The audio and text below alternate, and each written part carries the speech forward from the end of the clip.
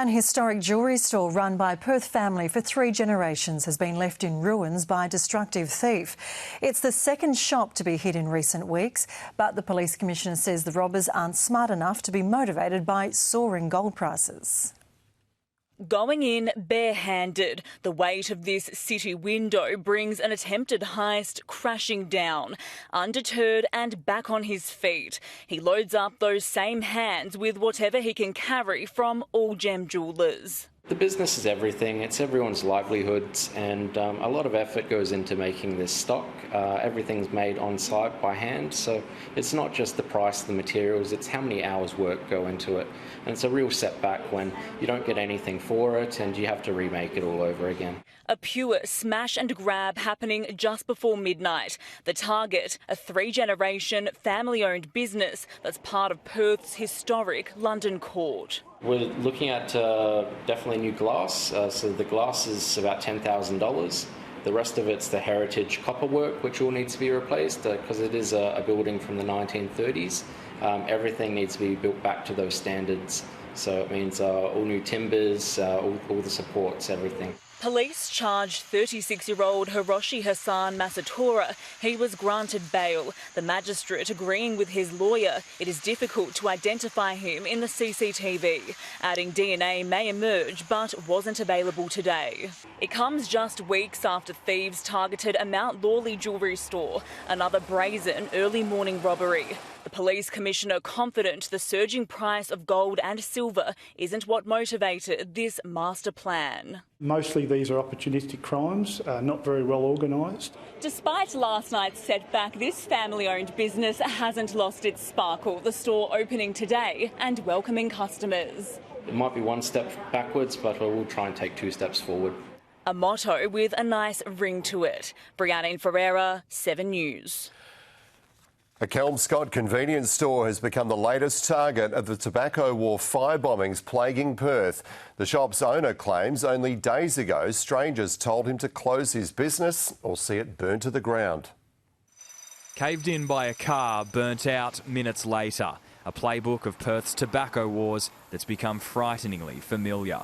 A small section of around 50 square metres being impacted by fire. We have located some jerry cans of fuel within the structure over. The owner of Free Choice Mart in Kelmscott today arriving to find his shop in ruins, claiming he was threatened by 2 masked men on Friday, only weeks after he opened the business. Yeah, I'm not selling any vape or any cigarettes, and they came threatening us. If you don't shut the door or the shop, we're going to burn it out. Admitting he didn't believe they'd follow through despite multiple police warnings. I want to be away for a bit from the shop because I'm really scared. There is clearly an indication that potentially that store in the past has sold illicit tobacco. With only 1 week until Parliament resumes, the pressure is mounting for a clear and tough crackdown to stop these firebombings happening. The opposition is calling for a legislative overhaul on day one. The shutdown, the closure notices are essential, but there also needs to be, built into legislation, the ability for landlords to throw out illicit tobacco stores. With at least 5 stores targeted since December, this hidden trade is in the spotlight like never before. Nick Overall, 7 News. Cyclone Mitchell is no longer the powerful storm system that tormented WA towns for days, has finally run out of steam. But in its final hours, still managed to bring extreme wind and rain. Francesca Danuccio reports.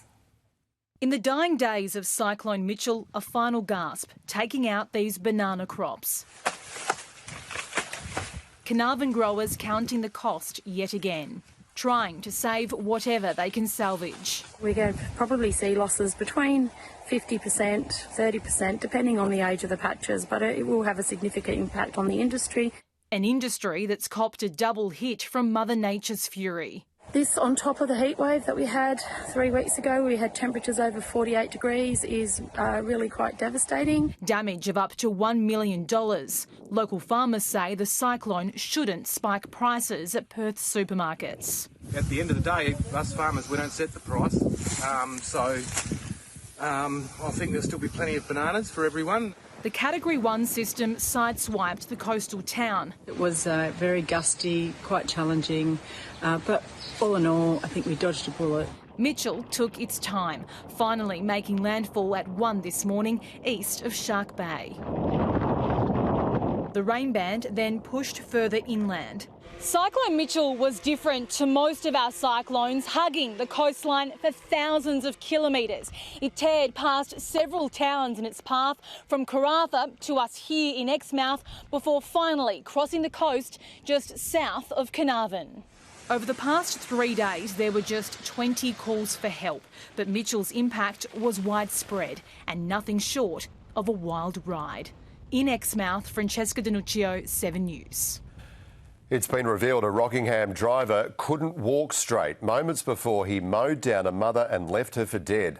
Nicole Norton now needs round-the-clock care, but the man responsible could walk free next year. And a warning, the video in Amelia Bruin's report is confronting. In the top right corner, Nicole Norton is walking her dog Pepper. What happens next is shocking. An SUV swerves to the wrong side of the road. Nicole is hit at 53 kilometres an hour and dragged 18 metres down the road. Almost every bone in her body broken.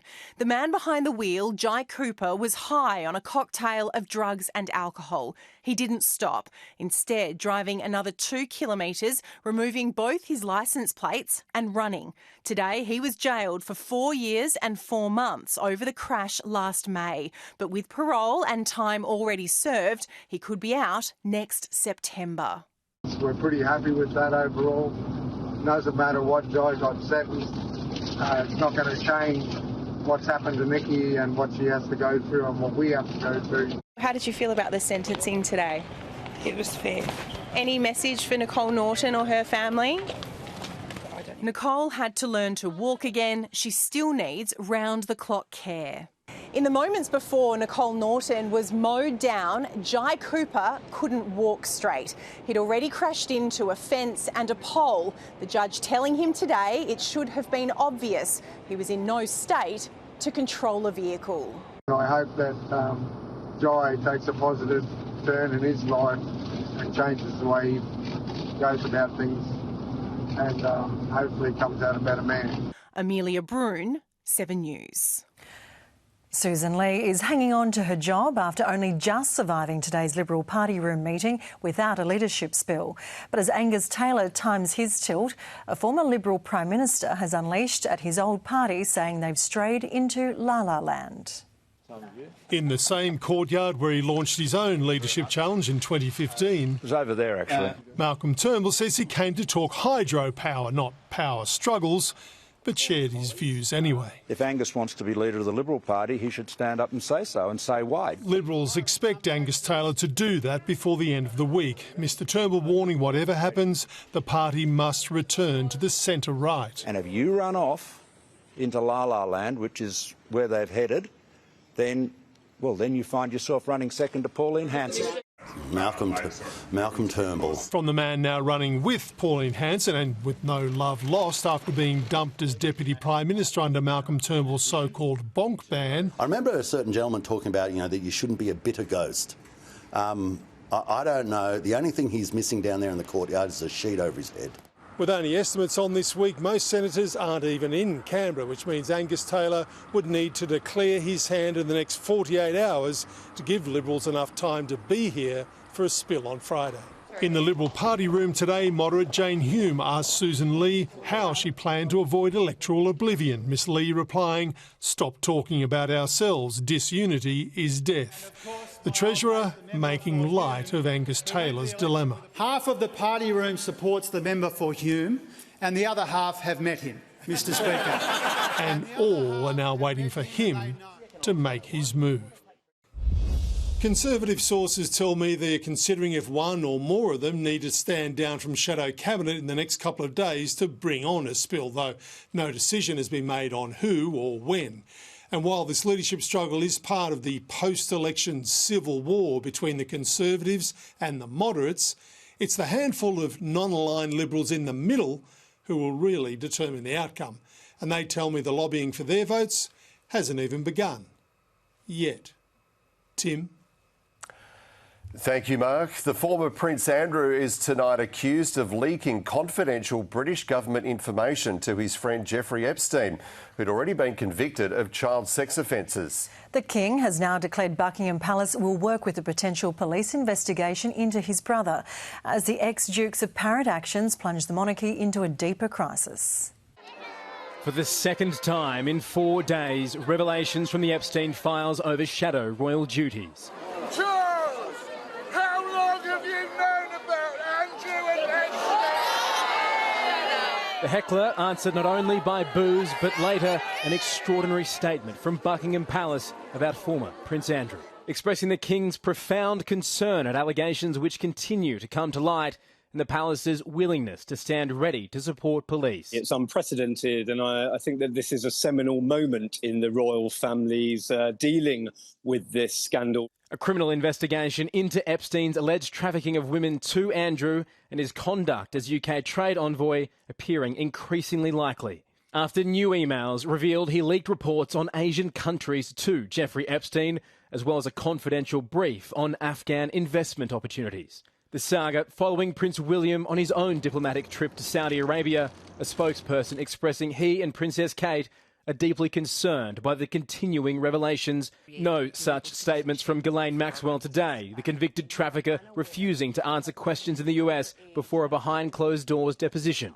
As extraordinary as a police investigation into a former prince would be, extraditing Andrew to America to testify would be something else entirely. Despite that, it remains the desire not only of Epstein's victims, but many powerful people inside Congress. I think this is the most vulnerable the British monarchy has ever been. In London, Ben Downey, 7 News. Sam Jolly joins us now. And Sam, we've had some rare summer rain. Yes, all because of tropical cyclone Mitchell. It dragged a rain band across a large part of WA. Not as much as we were expecting, but it meant it was a hot and muggy start for the suburbs. Our overnight low was almost 22 degrees, so it felt really steamy this morning. Then we reached a top of 28, which is cooler than average for this time of year. All up, we only got about 2 millimetres of rain for Perth, and it had cleared by the morning. Bullsbrook got 7 mils, and temperatures ranged from 24 degrees to 29, which was in Swanbourne. Now, before I go, I wanted to show you some vision. This was captured over the 7 News studios late on Saturday night. It looks like an impressive meteor shower, but I have checked with Matt Woods from the Perth Observatory, and you won't believe what it actually is. It gave me quite a giggle today. Take another look, see if you can figure it out. All will be revealed when I'm back with the forecast soon. Tim and Ange.